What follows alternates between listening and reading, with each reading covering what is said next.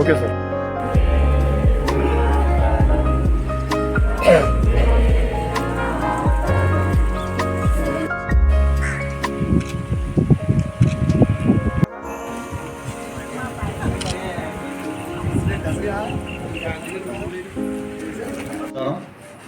నా పేరు పివి సీతాపత్రం, తహసీల్దార్ పెదపూడి.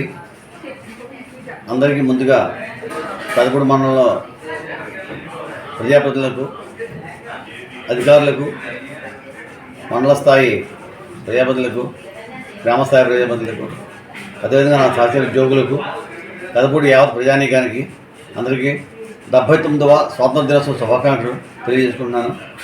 ముఖ్యంగా ఇటీవల కాలంలో ప్రభుత్వం వారు అనేక విధమైన వినూత్న పథకాలు ప్రవేశపెట్టారు. మా రెవెన్యూ శాఖకు సంబంధించి మూసీస్ వసూళ్లు, అలాగే సుమోటో క్యాస్ట్ సర్టిఫికేట్లు.